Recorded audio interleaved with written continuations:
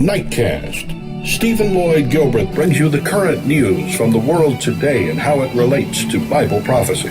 Understanding the end-time events leading to the peaceful world tomorrow. Ladies and gentlemen, Stephen Lloyd Gilbreth.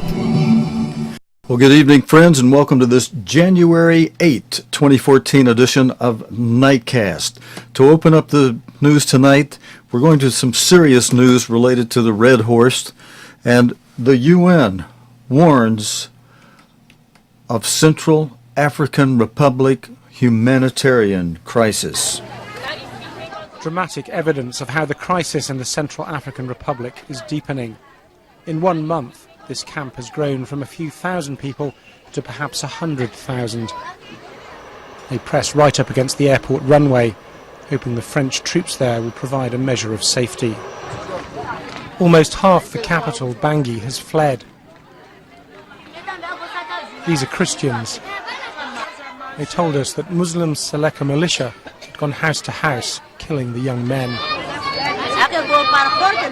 Ellen's son was shot dead in front of her, she told me. A second son was killed with a machete this morning. He'd gone to their house to get their belongings. Many people had similar stories. The calm here is deceptive. Last week there was sniping from the perimeter of the camp, which killed 3 children, including a 6-month-old baby girl. There are barely enough international troops to secure this place. There are certainly not enough to stop the bloodletting in the capital or in the countryside beyond. There's a threat of cholera, typhoid, and among children, measles. But people are still too terrified to go home. We're not confident yet. It can be the calm before the storm. Nobody really knows. And they keep repeating to me, if I have to choose between living in these kind of conditions and my life, well, I choose my life. The camp was visited by the Archbishop of Bangui. He's issuing a joint statement with his Muslim counterparts for peace. But many of his flock are bent on revenge. La vengeance n'apportera pas de solution à nos problèmes. Revenge is never the solution, he says. You kill someone from my family, I kill someone from yours. The cycle of violence continues. We have to end that cycle. The mainly Muslim Seleka militia accused by Christians of mass murder. They say they're defending their people from Christian vigilantes. The killing is sectarian and part of a power struggle. If the president resigns tomorrow, many fear this country will be engulfed in its worst violence yet. Paul Wood, BBC News, Bangui. Thank you, Paul Woods. And friends, you know, that story relates not just to the red seal that Jesus Christ described in plain language. Let's pull up our chart.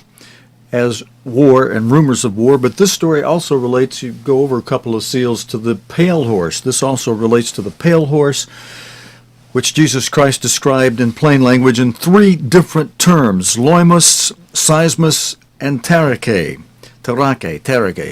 meaning trouble. Seismos meaning commotions in the air, commotions on the ground, all kind of seismic activity. And the loimos meaning disease epidemics, pestilence, the plagues of Egypt. And you heard in there the measles outbreak portion of that story, and I have some footnotes from that story. The UN's children's charity, UNICEF, has warned that the Central African Republic is heading for a humanitarian disaster as civilians suffer amid ongoing ethnic violence. UNICEF has reported cases of measles at the airport in the capital, Bangui, where about 100,000 displaced people have sought refuge from clashes between rival militias. And you heard in that report the BBC's Paul Wood. He had with him cameraman Fred Scott, who sent this report from Bangui. Thank you very much, both of you gentlemen. Now, the big news has been and still is in the United States, the weather, the extreme weather, being called a U.S. deep freeze in which it's being said it's painful to breathe. Lake Michigan steams in the cold. Its waters are hotter than the freezing air above. Some parts of the Midwest are suffering temperatures of minus 26, about the same as the Antarctic coast in winter, much colder than the inside of a domestic freezer. After warnings frostbite can set in minutes, people are wrapping up warm. Gotta have the face mask. Only problem is my mustache keeps freezing. Oh, it's colder than it's been in like forever, but I've got more layers than I've had on in forever. The icy wind made New York's Staten Island ferry almost unbearable. I feel like my fingers are gonna crack and just burst into a million pieces. Outside Chicago, hundreds were stuck on trains overnight. Relief couldn't come soon enough. The sudden drop in temperature came after severe snowstorms. For 3 days, driving was illegal in parts of Indiana. One Illinois family was trapped in their car for 15 hours. I told my husband, I said, the next trip that we take, we'll definitely fly. But air travel is not much better. Thousands of flights have been cancelled. American forecasters say this is the culprit, seen from space, a storm flung off the polar vortex. Don't be fooled by the blue skies. The icy fingers of the vortex have reached out to the nation's capital. It's absolutely freezing and the wind makes it so much worse. After just a few minutes outside, it's really painful even to breathe. Pity those who've got nowhere to go. For the thousands in Washington who live on the streets, charity helps a little. I don't know what I'd do without this tea. So does steely resolve. It's survival. Survival of the fittest. That's the first law of nature. Yeah, to survive. And I'm going to do that. Yeah, you got to do that. Ready? Yes. For those snug at home, something of a craze, venturing outside for a science experiment. Boiling water turns to ice in the air. In North America, coping with vicious weather is a way of life, but the big freeze is a new extreme to endure and admire. Mark Mardell, BBC News, Washington. Thank you, Mark Mardell. And friends, later in the program tonight, as I promised you last night, we will have a little special feature on where is the tribe of Zebulon in the modern world today. And we'll have the story that we ran out of time, wasn't able to get to last night, on the tribe of Zebulon, the foreign minister of the tribe of Zebulon, being now in Cuba and causing a bit of a problem for the EU because he takes a different position on things in Cuba than the EU's wanting to take. They feel there's a certain risk to the trade that the EU is doing in Cuba. And we'll cover that story and just who that foreign minister is, what country, when we describe where is the tribe of Zebulon in the modern world today. That's later in tonight's program. First, though, we've got more on this extreme weather. We've got a light story, something a little bit light for the next minute or two. There's kind of a craze been going on ever since we showed that BBC video the other day where the cameraman, actually I think that was ABC, we were doing that under the BBC license, but an ABC cameraman or anchor, news field reporter, took some boiling water and threw it in the air and it froze. And others, a BBC cameraman, news reporter, about 4 years ago, in 2010, had taken some boiling water in a very cold situation and thrown it up in the air and it turned to snow. Well, then that's what people are picking up on, the old BBC thing where you throw the boiling water up and it turns to powder, to snow. That's been the web craze for the past all day today. And we've got a few clips to show you. Some of them a little bit crazy, a little bit fun, and this is less than a minute, and then we'll be back with a little more serious news for you. Ready? Yes.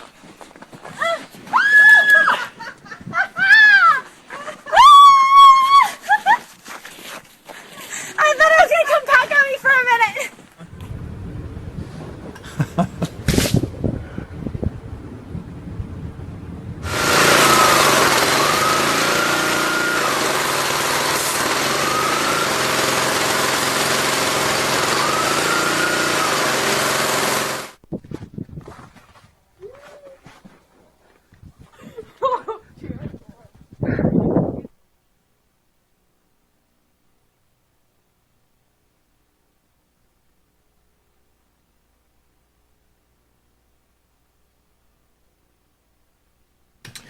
All right, friends, and we have we have some footnotes on that for you.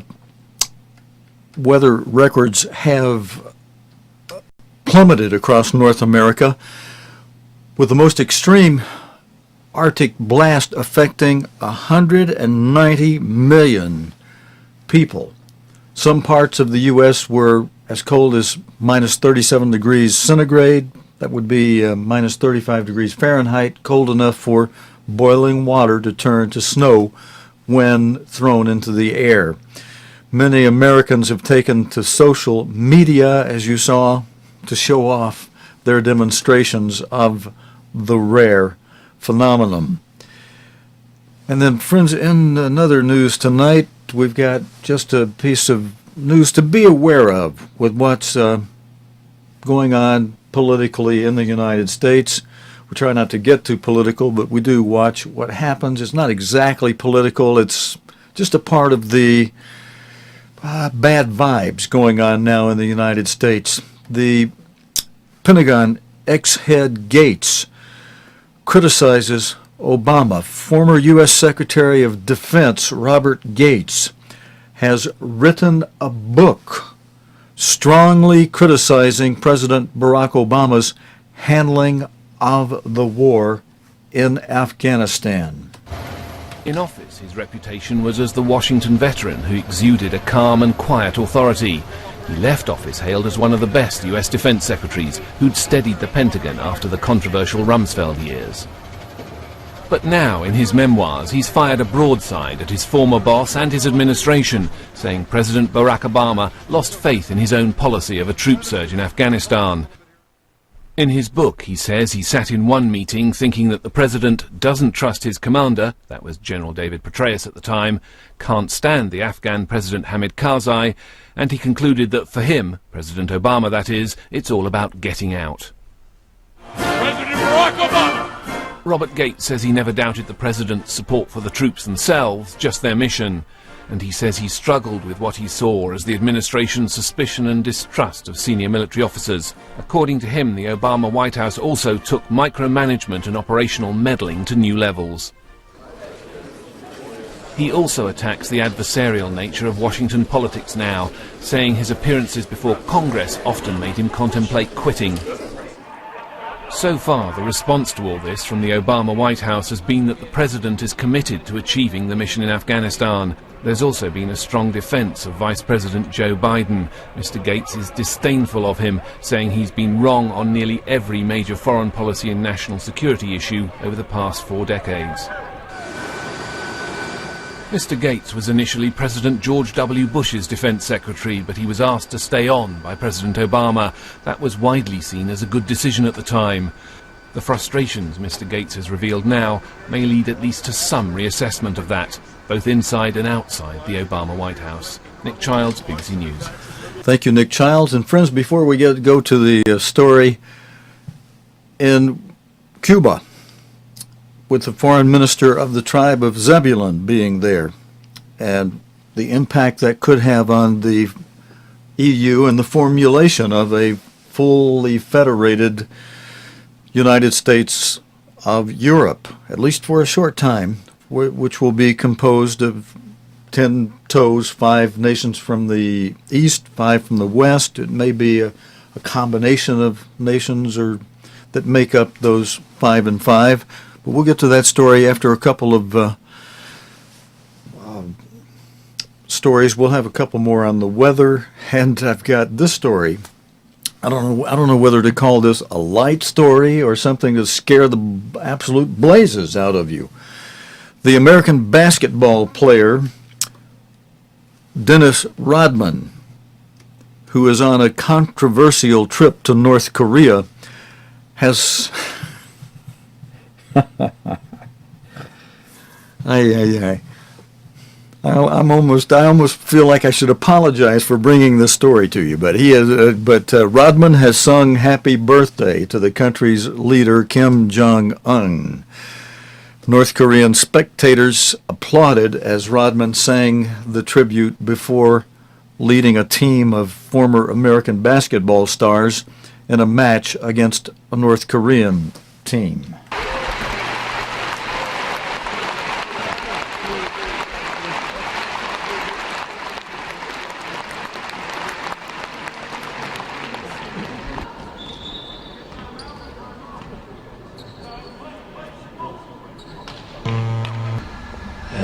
birthday to you. Happy birthday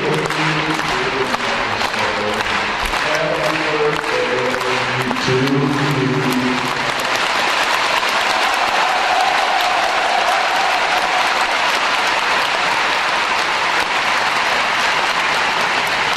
Okay, friends, and to maybe appease the effect of that, I do have a kind of a light story. It's also a story that a little bit of humor to it in a way. Back to our weather in the United States.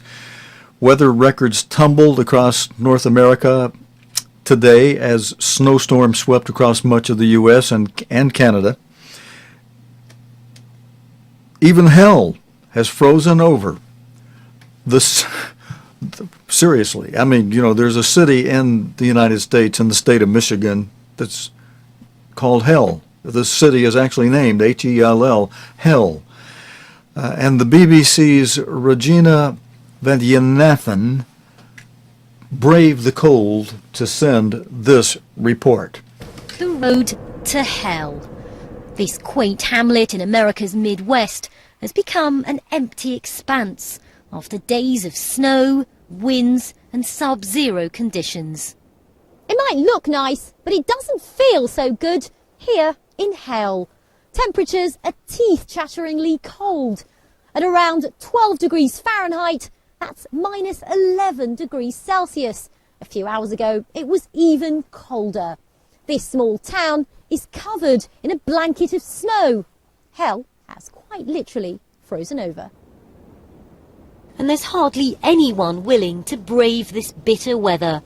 John Cologne runs the ice cream shop here, but no one's got a taste for the cold right now, so he's been forced to close for the time being. The temperatures, when we hit 19 below zero with chill factors in the 40s, it's been 100 years since anything like that's ever happened around here. We get some cold days, but not like we've had. Weather forecasters here in the US are blaming this bitterly cold spell on what's known as a polar vortex. Severe gusts of Arctic winds, which bring with them frighteningly cold temperatures. Business has dried up at the Darnside Inn, but there are now a few regulars lining the bar. Yeah, this is the first time I've actually been out of the house. It took a lot to get cleared out, and so I had to take a rest day yesterday. I was extremely exhausted from shoveling. It'll take some time for the piles of snow to disappear. For now, many residents will continue to stay indoors, and others simply don't have a choice. Regina Vaidyanathan, BBC News in Hell. Okay, friends, and let's go for that story I was promising you about what's happening in Cuba with the foreign minister of Zebulon.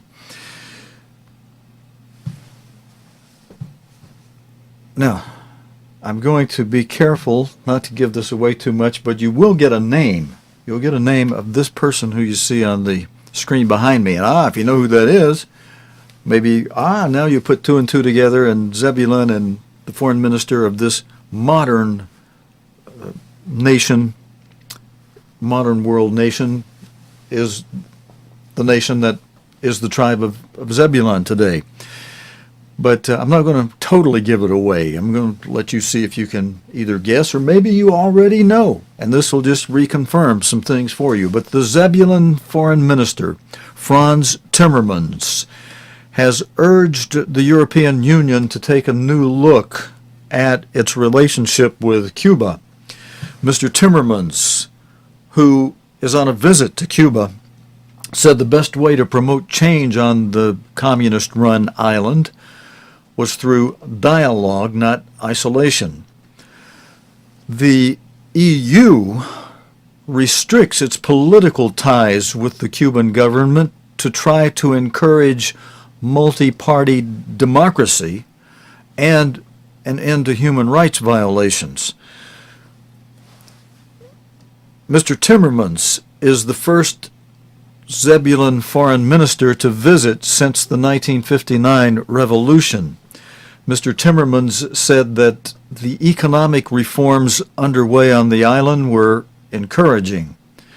According to the communist newspaper JR, he told the Cuban vice president of the Council of Minister Ricardo Cabreces that the economic change or the economic changes were a chance to improve business and human ties between the two countries. In 1996, the EU agreed on a set of rules governing its relations with Cuba called the Common Position. It states that the EU's objective is to encourage a process of transition to a pluralist democracy and respect for human rights and fundamental freedoms, as well as sustainable recovery and improvement in the living standards of the Cuban people. Cuba has rejected the Common Position, arguing that it constitutes an interference in its internal affairs. Cuba is changing, but not in every respect, he said, arguing that bold steps were needed in its economic policy as well as more openness in society. Political activists are routinely detained in Cuba, sometimes for hours, others for days, to prevent them from taking part in opposition activities. One rights group in Cuba says more than 1,000 such detentions had been carried out in December alone.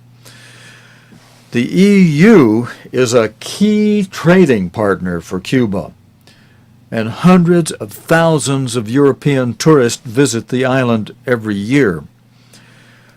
Because of the risk to trade with Cuba, there are many EU policymakers who do not like the speaking out that the foreign minister of the tribe of Zebulon, Mr. Timmermans, has been doing. Where could this lead?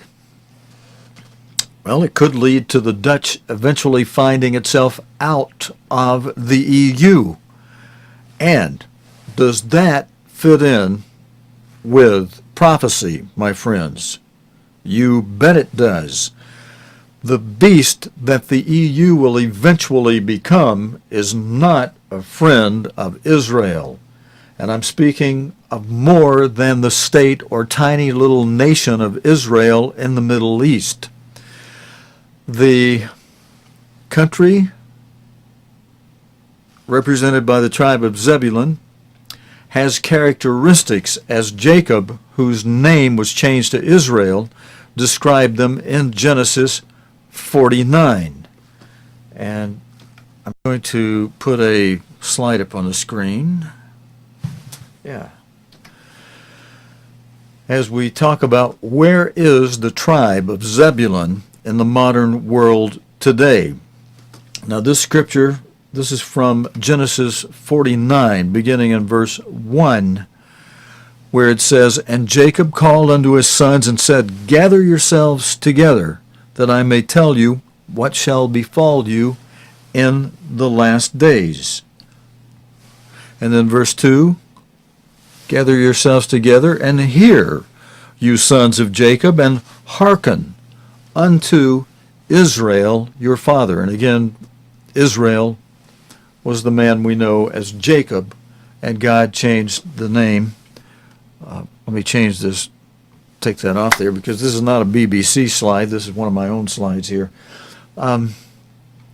Jacob's name was changed to Israel, and before he died, as you can see from this scripture, he called his sons before him and announced to them, "You sons of Jacob, and hearken to Israel your father," him saying that he would tell them, I think verse 1 says it more clearly, I believe, "Gather yourselves together, that I may tell you what shall befall you in the last days."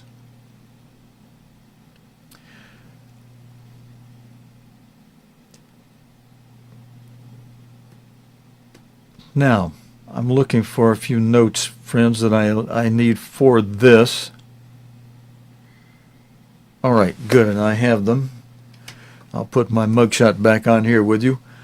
This, let's see now what God reveals to us by his servant Israel about Jacob's son Zebulun. And that picture we had up was a picture of the foreign minister of this modern nation today that is a descendant of Jacob's son Zebulun.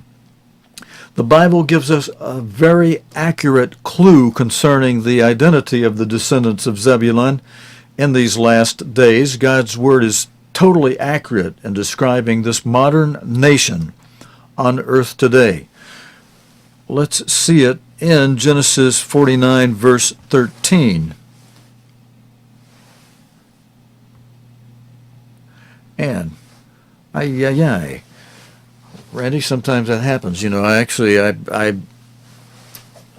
copied the verse 14 by mistake, so we'll go to our backup source here from God's Word in the Bible, and we'll just read it straight from the Bible here to you.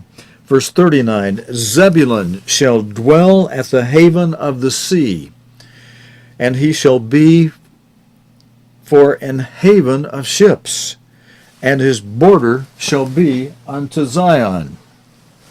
The New King James states, Zebulun shall dwell by the havens of the sea. He shall become a haven for ships. I wish I had that correct verse up there for you. Some of our new software is going to allow me to punch it in, Johnny, on the spot, and we can, on the fly, throw some stuff up here, but we're a few months away from getting that. That's being developed for us overseas. But again, that verse says, Zebulun shall become a haven for ships, and his border shall adjoin Sidon. Any dictionary definition of the word haven includes these alternate meanings. Any sheltered, safe place, refuge, and a port, harbor. The Bible prophesied that Zebulun's descendants would inhabit an area that would be a haven, a shelter, or refuge from the sea. The Israelites migrated from Asia into Europe, so we need to look for a European nation that is sheltered from the sea. Any person that is informed knows which nation in Europe has been brought back from the sea by its famous dikes and modern pumping systems. That nation is Holland, or as it's also known, the Netherlands. Much of Holland is quite literally sheltered from the sea by way of its dike system, so the prophetic description of a haven of the sea is quite accurate. And the phrase haven of ships indicates that the land of Zebulun would also include a major harbor facility. A fact to note is that the Amplified Bible translates this phrase as a landing place for ships. The Dutch port of Rotterdam has become the busiest seaport in the world. Volume 23 of the Encyclopedia Americana, under the heading Rotterdam, states its port, in volume of freight handled, is the largest in the world. In addition to foreign trade, the port handles the huge barge traffic that is carried on the Rhine River and associated waterways. The port now extends continuously from Rotterdam to the sea. At the mouth of the new waterway lies the great port complex of Europort, also known as the Gateway of Europe.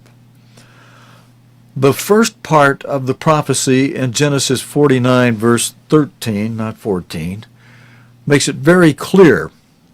But the second part, and I'll have that, we'll get verse 13 for you, we'll have it tomorrow night, on tomorrow night's report, friends. And the second part of Genesis 49, verse 13, is a little bit obscure, a little bit mysterious even. how can we understand the second part to this prophecy that states, and his border shall adjoin Sidon? Some have said that the key to understanding this may lie in the Hebrew word translated as border in this verse, which literally means thighs, like the thighs of your legs. The Hebrew word was translated as thighs in Daniel 2, verse 32. And friends, we will pick up with this tomorrow night. Now, Germany is in the news of the last few days, and Germany is irritated with the United States over criticism of its economic policies for Europe. Israel and China are also irritated with the United States, and I'll pick up with that in tomorrow night's edition of Nightcast, and God willing, and the creek doesn't boil over. Again, that's a joke. I used that last night, so I don't want to boil that joke over too much. If the creek don't rise, we'll be back tomorrow evening, friends, for the Thursday night edition of Nightcast. Until next time, your host, Stephen Lloyd, saying, so long, friends. You have been watching Nightcast with Stephen Lloyd Gilbreth. Nightcast can be seen Sunday through Thursday nights here on cogtv.org. Tonight's program is also available anytime on demand in the cogtv.org video archive.